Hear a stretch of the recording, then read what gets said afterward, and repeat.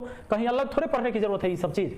कैटरीना का गणित में प्राप्त अंक उसके द्वारा गणित, इतिहास और विज्ञान में प्राप्त किए गए कुल अंक के 60% से 50 कम है। यदि उसे इतिहास में 70 अंक प्राप्त हुए हो तो बताएं कि उसे विज्ञान में कुल कितने अंक प्राप्त हुए हैं। बहुत अच्छा सवाल है। सवाल कहता है कि कैटरीना का गणित में प्राप्तांक कितना है जानते हैं? उसके गणित, इतिहास और विज्ञान में प्राप्त किए गए कुल अंक का 60%। कहता है गणित में कितना प्राप्त किया है, मैथ में जानते हैं, मैथ में प्राप्त की है उसके द्वारा मैथ, हिस्ट्री यानी इतिहास और विज्ञान यानी साइंस, इन तीनों के मिलाकर जितना नंबर आएगा उसका 60% खाली मैथ में लाई है।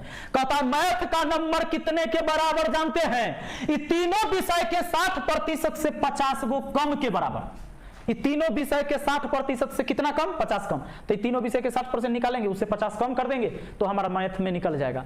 अब एगो बात बताइए भैया, एगो बात बताइए, यदि उसे इतिहास में 70 अंक प्राप्त हुआ है, हिस्ट्री में कितना आया है? 70 अंक आया है, तो बताया कि उसे विज्ञान में कुल कितने अंक प्राप्त होंगे। सिंपल बात है, देखो यहाँ 3 विषय है, मैथ है, इतिहास है और विज्ञान है।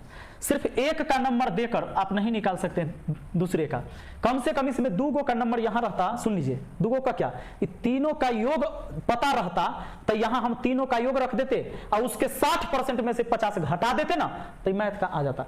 तीनों के योग एक साथ देना चाहिए था इस सवाल को, तो तीनों के योग तो दिया ही नहीं, अतः इस सवाल में आंकड़ा जो है अधूरा दिया। तो हम इसको कहेंगे कि इसका जो आंसर होगा वो DI होगा, डाटा इनसफिशिएंट, मतलब कि आंकड़े अपर्याप्त हैं। ये हमारा आंसर हो जाता है option C, DI, data insufficient, मतलब जानकारी अधूरी दी गई है, जानकारी अधूरी है। ठीक, अगला सवाल।